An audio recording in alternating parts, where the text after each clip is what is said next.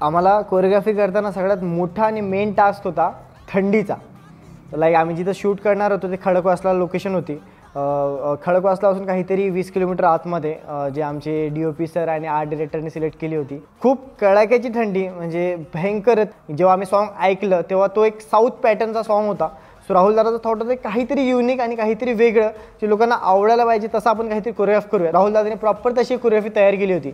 Like Rahul दादा, रोहित दादा आणि राज, संस्कृती मॅम, हे सगळे सोबत मिळून, मी असो, हे सगळे सोबत मिळून आम्ही ते प्रॉपर एक कोरिओग्राफीचा चंक तयार केला होता.